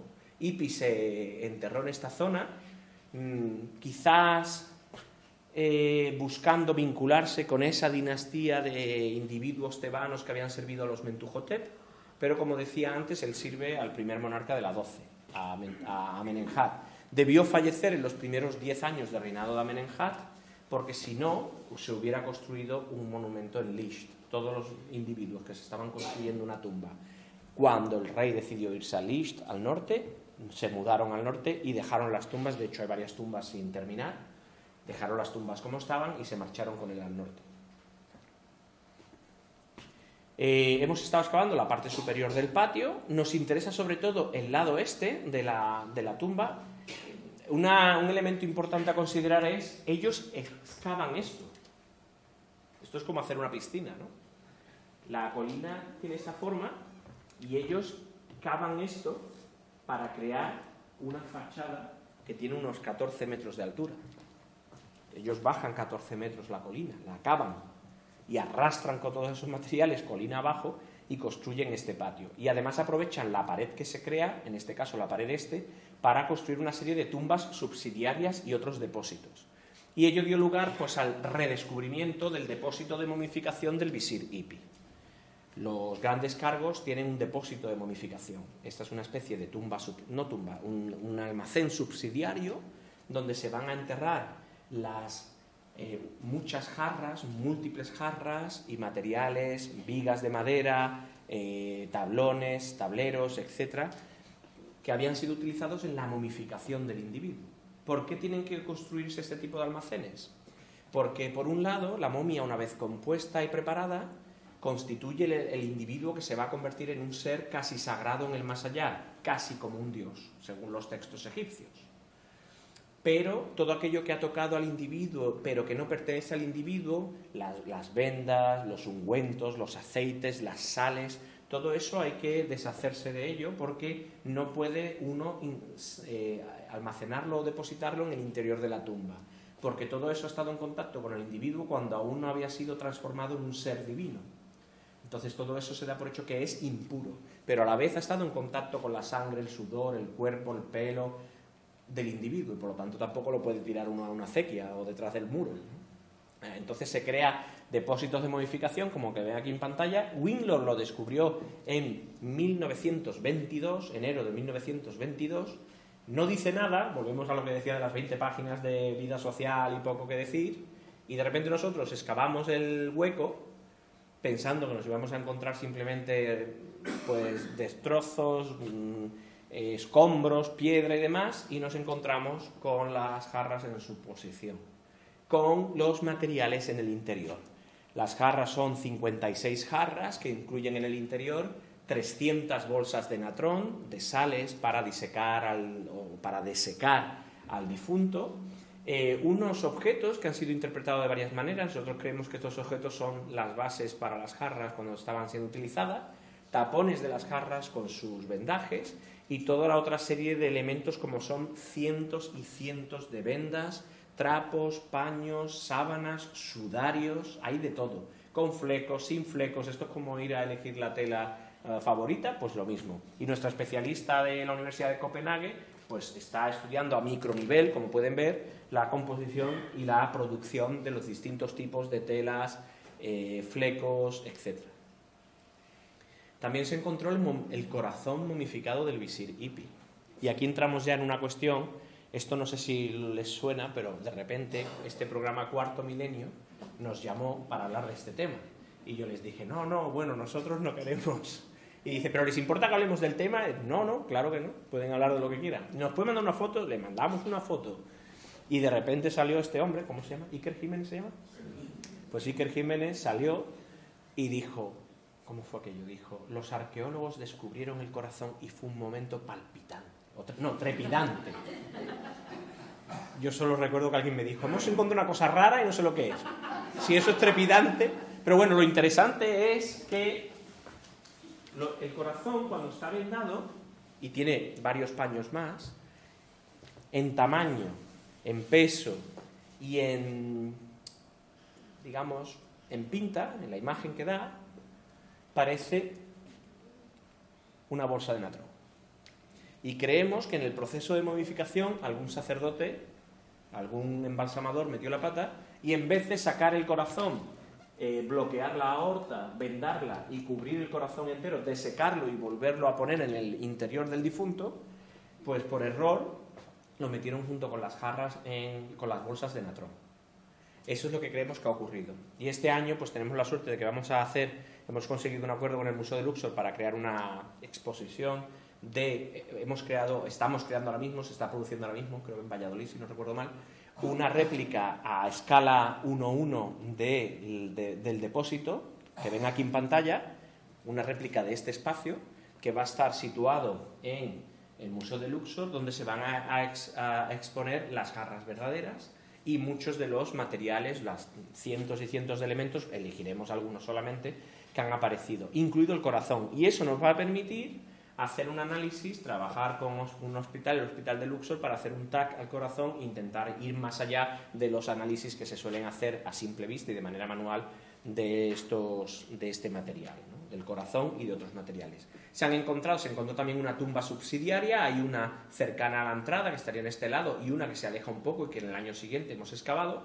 En esa cámara subsidiaria, en esa tumba, se encontraron 12 papiros muy interesantes que constituye la colección más importante de papiros de carácter económico y social del Reino Medio, porque alguien se los debió dejar allí o los enterró como parte del ajuar. El caso es que la tumba estaba saqueada, la encontramos en malas condiciones, pero quedaban, no nosotros, fueron los americanos los que lo encontraron en 1922, estos 12 papiros que están expuestos hoy en día en el Museo Metropolitano. Nosotros hemos seguido con las excavaciones, nos hemos centrado también en el otro lateral para intentar ver cómo cerraba el muro que ha colapsado. Este es otro complejo distinto al nuestro y este muro que tenía aquí IPI pues ha colapsado. Hemos seguido bajando también en la zona este, hemos excavado ese segundo espacio subsidiario donde se han encontrado pues sellos. Esto nos habla mucho de que las necrópolis eran lugares activos y se compraba, se vendía, se visitaba. Los complejos tenían managers o supervisores que se encargaban de la economía del complejo, de su mantenimiento, de su preservación, de pintarlo, cambiarlo, compra y venta también, por ejemplo, de terrenos, de fincas que servían para financiar las donaciones que recibían los difuntos. Esto tiene que ver mucho con la economía del lugar. Y lo que es interesantísimo es que todavía a 40 o 50 metros excavando fuera del complejo, en el patio, seguimos encontrando relieves con iconografía y representaciones que pertenecen a las paredes de la tumba, lo que nos habla también, como decía antes, del gran saqueo de estos materiales, de los materiales de piedra que tenía la tumba. Hemos encontrado incluso restos de las bolsas que utilizaban los antiguos egipcios para, me imagino, subir y bajar los materiales al complejo. Se han encontrado chaptis, figurillas funerarias e incluso amuletos, como este pobre dios Bes, que es un dios de lo doméstico, un dios de la protección del individuo, un dios pues que protege a las familias, a las embarazadas, a los niños, a los ancianos. Es un dios muy particular, muy doméstico, muy del día a día. Junto con estas figurillas chaptis, todas ellas de primer milenio, hasta época tolemaica, lo que nos indica también la reutilización de las tumbas. Se han encontrado papiros, hemos encontrado restos de papiros. Eso ha dado lugar a un trabajo minucioso, porque encontrar cientos de fragmentos pequeñitos en circunstancias tan complejas, en la arena, muy fragmentados, es complicado y necesitan, por ejemplo, rehidratar los materiales. Eso lleva días. Y las manos, pues fantásticas, de nuestros conservadores y conservadoras, trabajando duramente para ir sacando, ir abriendo los pequeños trozos, como los que vemos en pantalla, donde dice algo así como, aquí viene una palabra que es como amigo, y aquí dice, hazle venir, haz que venga. Pues poco a poco seguiremos abriendo los trozos para ver si se trata de una carta personal, de un texto mitológico, etc. La tumba subsidiaria alejada que les decía, colina abajo, ha dado lugar también a una campaña entera de excavación de los dos pozos que estaban en su interior. Este es uno y otro está desde donde se tomaba la foto hacia el exterior. Se encontró lo que sería la piedra, la laja principal de entrada a la tumba, todavía in situ.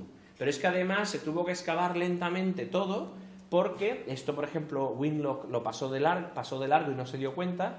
Se había realizado un último ritual a la hora de cerrar la tumba, se había realizado un ritual con una deposición de flores y demás, que dio lugar a un trabajazo importantísimo de las restauradoras que estuvieron trabajando con estos collares de flores, estas ramas, no sé, aquí tenemos por ejemplo las ramas, las flores que hemos encontrado depositadas en la puerta, realizadas además pues todo de carácter vegetal, ¿no? Tanto la planta en sí, las flores, como la decoración de las plantas, los cordajes y demás, todo de carácter vegetal. Se ha encontrado un sello de carácter administrativo y con un nombre que no estamos todavía seguros de un par de signos, estamos todavía trabajando en ello, pero creemos que indica que es de época baja, época tardía, lo que indica que esta tumba fue saqueada y luego cuando estaba vacía alguien en época posterior la reutilizó. Y luego aparece pieles de cocodrilo. Y esto es algo muy interesante porque en Asuán, Alejandro Jiménez, del equipo de la Universidad de Jaén, ha encontrado varios cocodrilos enterrados a los pies del acceso a una tumba. Abrieron una zanja, enterraron a los cocodrilos, lo taparon y ese era el acceso a la tumba. Y nuestro compañero, nuestro colega polaco, hay un equipo polaco que está casi que entre medias de GNU EIPI y entre medias de nuestras tumbas de Nasasif, también con un proyecto dedicado al Reino Medio, un poco compitiendo con nosotros. También ha encontrado restos de cocodrilos en las tumbas. Y parece que el cocodrilo, por alguna razón, él ha publicado un artículo en el que dice que el dios Sobek, el dios cocodrilo, es un dios protector que anima o que apoya al difunto a cruzar al más allá. Yo creo que hay algunas otras razones ahí que hay que estudiar todavía. Eso me parece una lectura muy simple, pero en principio encaja muy bien con la idea del dios Sobek como dios protector que ayuda a pasar al más allá, como le ocurre en cierto modo al dios Anubis. Este sería el plano de la tumba, pasillo principal, cámara de culto, y debajo del suelo, debajo de la solería de la cámara de culto estaría el pasillo, la cámara descendiente. Aquí hemos hecho una fotogrametría para que se vea. Aquí esto tendría una solería que taparía. Aquí estaría situada la estatua del difunto mirando hacia afuera y un pasillo descendiente donde se encontró un sarcófago con una caja de canopos. Aquí está levemente, parcialmente destruida o desmantelada, pero una cámara con un sarcófago muy particular. Aquí tienen la imagen. El sarcófago se enterró, estaba enterrado en el suelo, se creó un espacio para enterrar el sarcófago dentro y taparlo con la solería de la propia sala del sarcófago, para que los ladrones al llegar vieran algunas jarras, ajuar funerario y dijeran: se nos han adelantado, se han llevado el ataúd, se han llevado la momia, se lo han llevado todo lo que tuviera. Sin embargo, estaría debajo del sarcófago enterrado el difunto. Lo que pasa es que además esto nos ha dado varios quebraderos de cabeza, porque sabemos que la caja de canopos, que está integrada en la pared del sarcófago, en realidad originalmente estaba situada aquí. Algo pasó, creemos que se encontraron con una zona de piedra de la montaña muy dura que no podían cavar bien, tuvieron que desplazar, debajo del sarcófago se ha encontrado un espacio que es solo de 3 centímetros de altura, con la misma forma que el sarcófago, pero debajo. Para que encajara esta esquina tendría que estar aquí.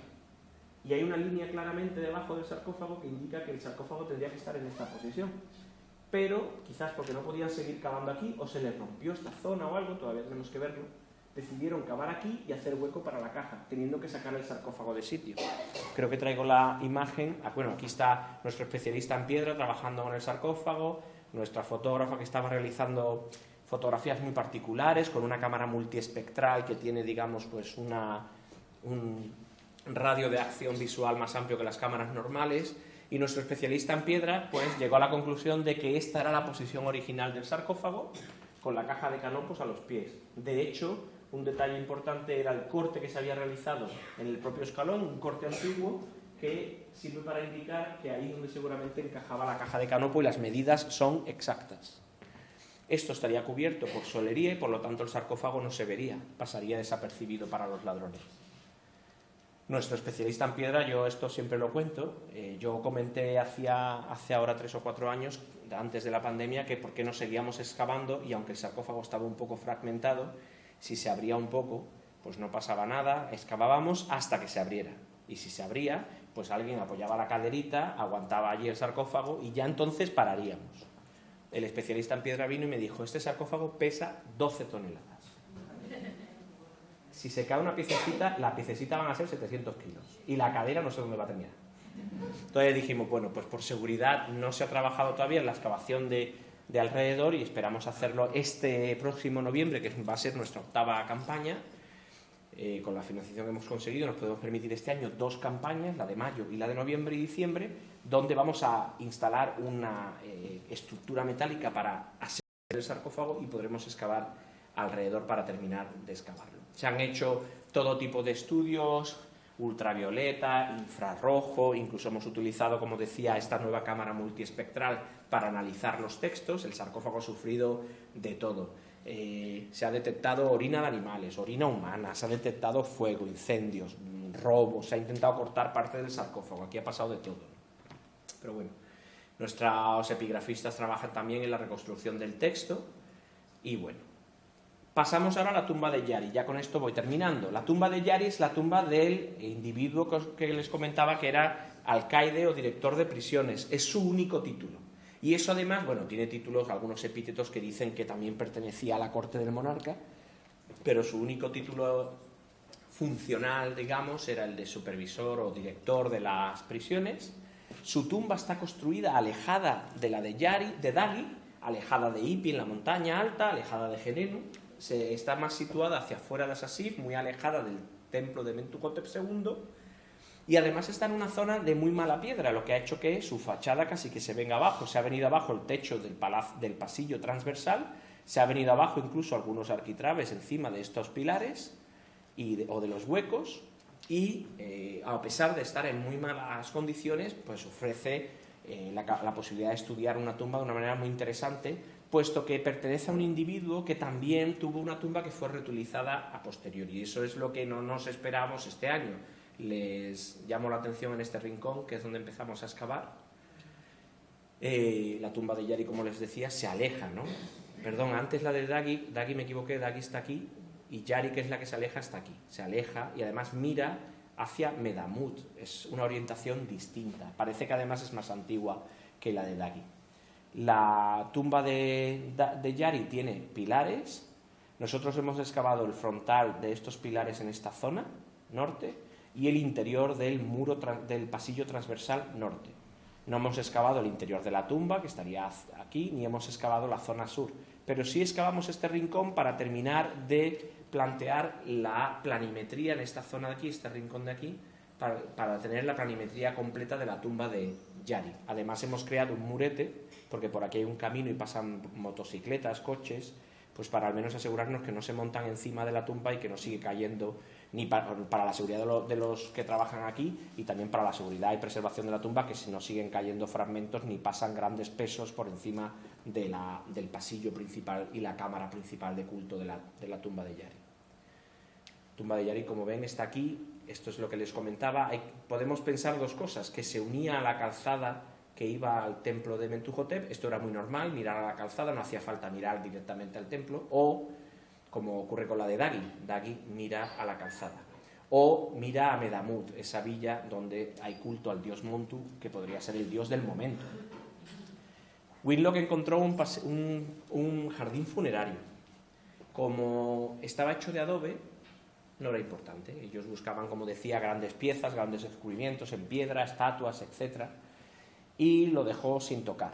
A día de hoy, pues bueno, ha subido un poquito el nivel del patio, esto hay que rellenarlo de arena un poco, pero hemos cubierto lo poco que queda y esperamos, con el permiso del ministerio, que por ahora no lo ha dado, excavar ese jardín funerario cuando se pueda.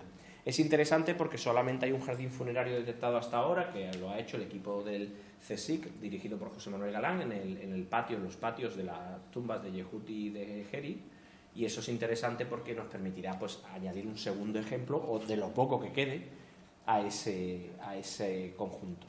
Esta es la excavación del pasillo transversal, la zona norte que les comentaba anteriormente. Estaríamos de nuevo, si no recuerdo mal, en esta zona de aquí azul. La parte detrás de los pilares de la zona norte de la fachada, aquí. Aquí se detectó un pozo que no había sido atestiguado anteriormente, empezó siendo simplemente una acumulación de adobes, como suele ser en el Reino Nuevo y en épocas posteriores. Seguramente ya dábamos por hecho que no estaba intacto porque los adobes que tenían que sellar un poco la zona estaban muchos ya quitados del medio, como pueden ver en pantalla, y se empezó la excavación del mismo. Se encontró un pozo de 3 metros y una cámara que todavía no hemos excavado, porque solo la excavación del pozo nos ha llevado 4 semanas. El pozo ha dado lugar a hallazgos de muchos tipos. Como decía, al no estar intacto, se reutiliza mucho. De manera que los hallazgos que salían del pozo eran de todo tipo. El pozo tiene materiales del Reino Medio, como son fragmentos de ataúdes con textos de los sarcófagos, figuras que forman parte de las maquetas de madera típicas de las dinastías 11 y 12. Restos de una mesa de ofrendas de la dinastía 11 o 12, chaptis de época del tercer periodo intermedio, época baja e incluso época tolemaica, e incluso jarras de época tolemaica con la cara de Hathor, de nuevo la famosa diosa patrona de la necrópolis, y fragmentos de periódicos de distintos periodos, los años 10, 20, incluso hay alguno que habla de la Primera Guerra Mundial, etc. Winlock no es quien descubrió esto, lo cual también nos produce pues, cierta confusión, porque algunos de los periódicos son de más o menos su época. ¿Quién entró aquí? ¿Cuándo? ¿Cómo?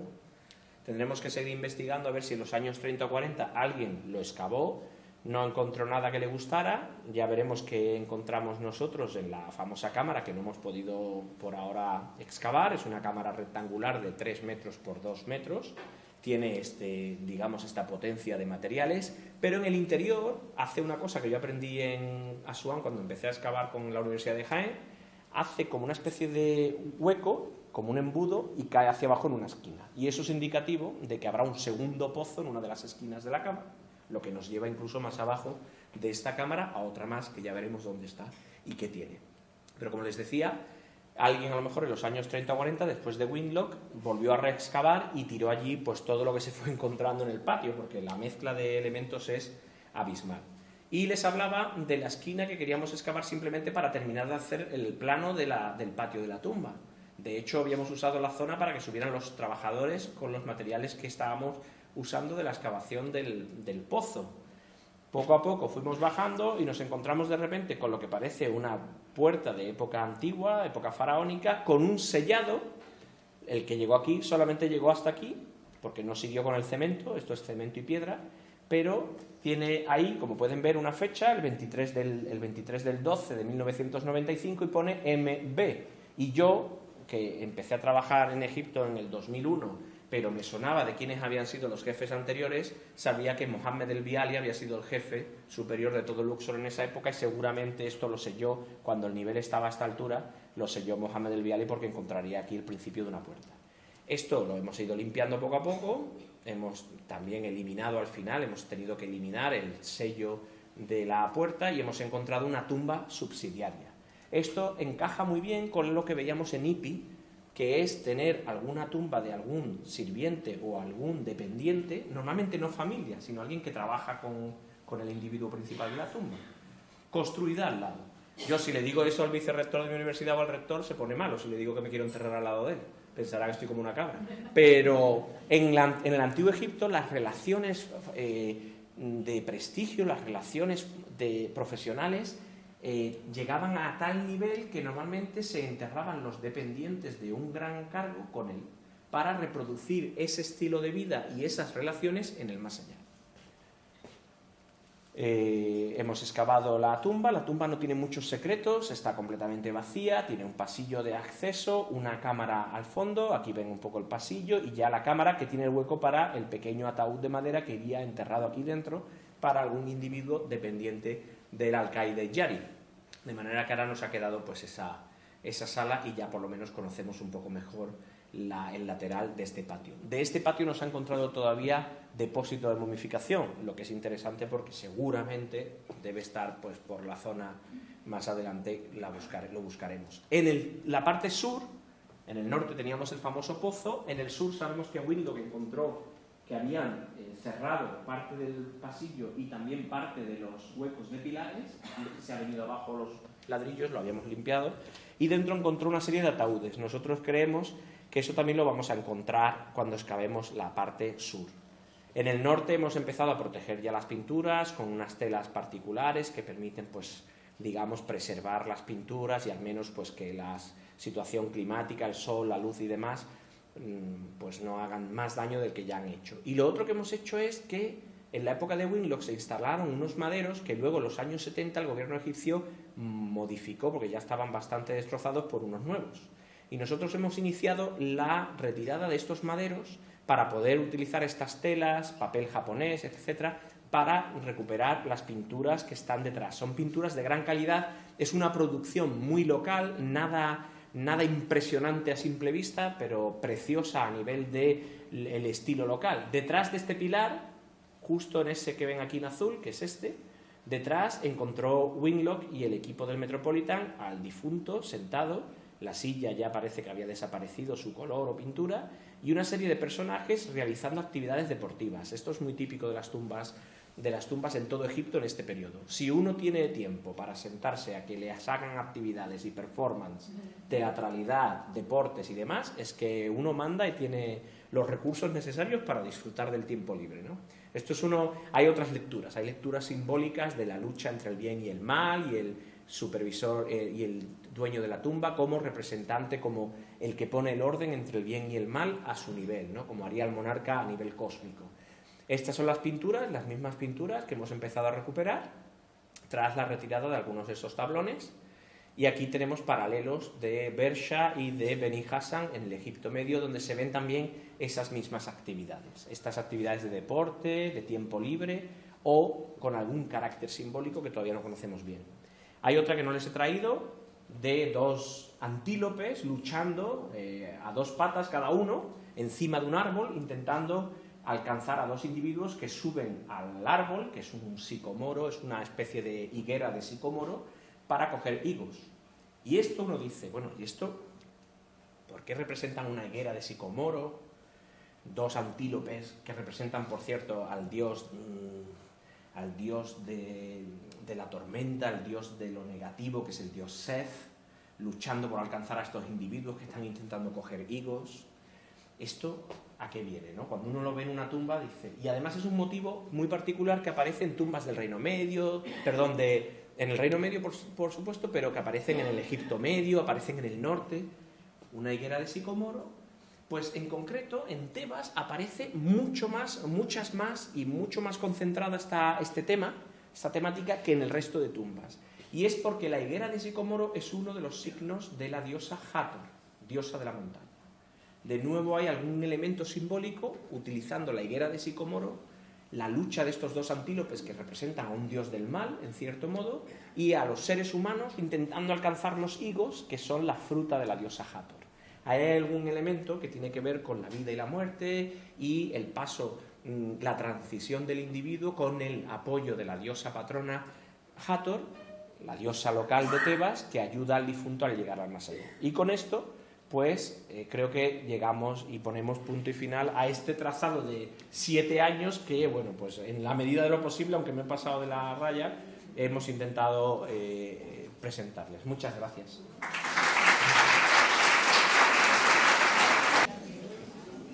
¿Alguien quiere preguntar? Sí.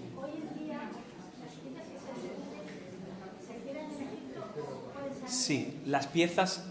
Egipto tiene una política muy estricta. Las piezas que se descubren en Egipto se quedan en Egipto. Y todas las muestras de polvo, de pintura, de momias, análisis de ADN, de huesos que se quieran realizar, se tienen que hacer con el permiso del gobierno egipcio. Tardan un año en dar el permiso. No es tan fácil como en España, cuando se hace arqueología, se encuentra algo y uno se lo lleva a la universidad a hacer un análisis. Se tarda un año en recibir el permiso y solamente se puede hacer en 3 laboratorios en todo el país. Por lo tanto, incluso las muestras no pueden salir del país. Nosotros nos llevamos la información, los dibujos, las fotografías, las réplicas, las fotogrametrías, lo que queramos, pero siempre documentación. ¿Y qué sistema de alumbramiento tienes para entrar? Alumbramiento. Sí, es que lo estaba pensando, es que tenemos de todo. O sea, el gobierno egipcio permite que haya unos señores que creo que son electricistas, porque cuando llegan allí yo sé más que ellos de electricidad y yo no sé mucho. El gobierno egipcio permite instalar cableados para dar luz a las tumbas una vez que se abren y que se instala una puerta metálica. En Egipto hay una cuestión fundamental, que es instalar una puerta metálica de seguridad.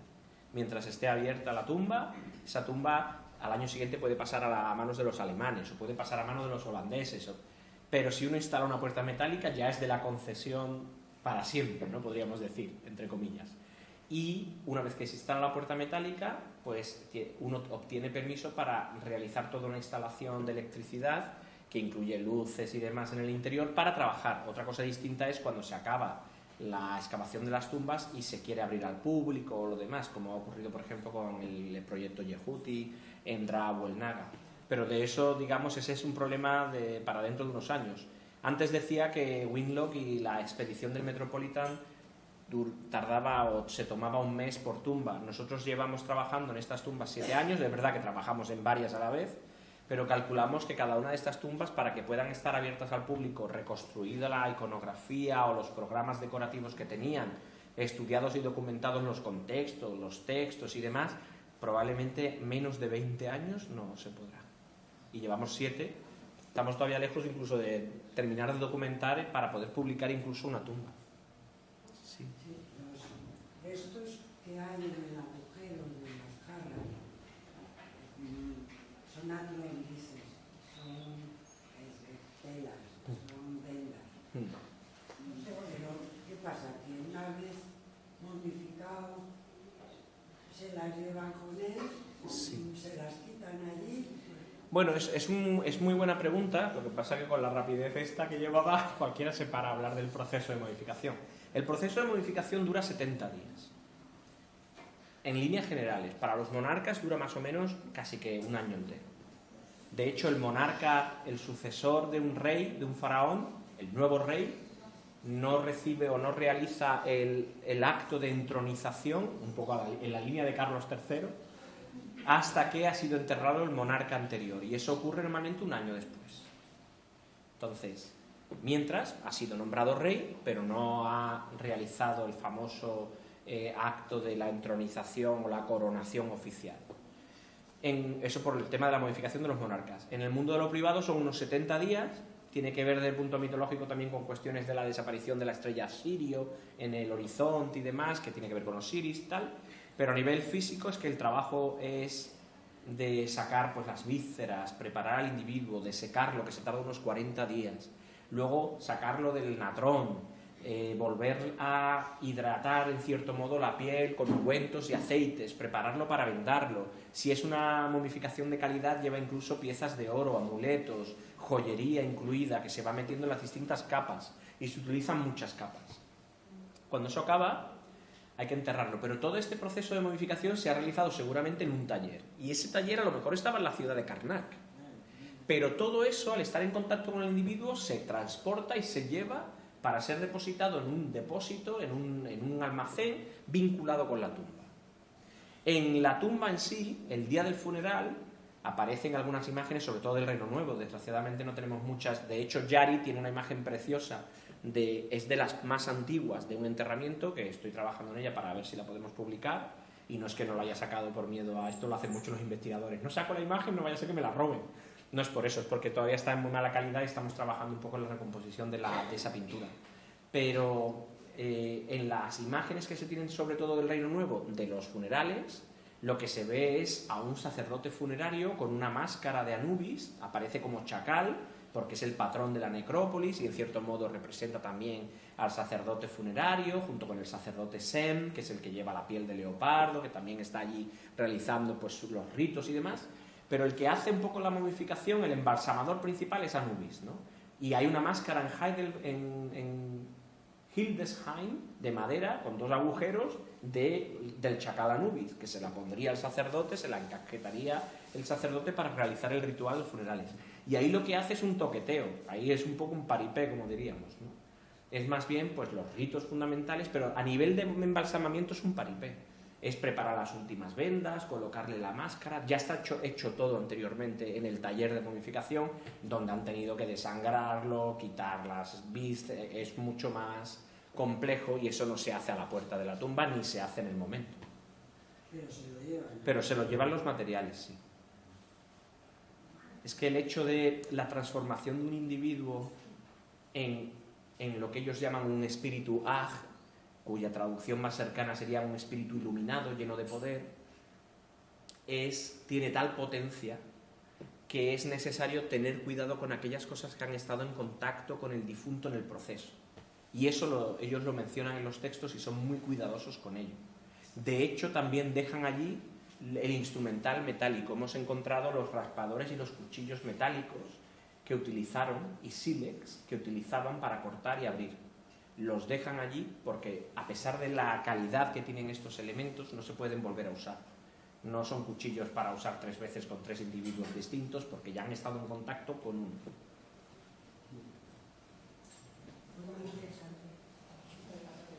Muchas gracias.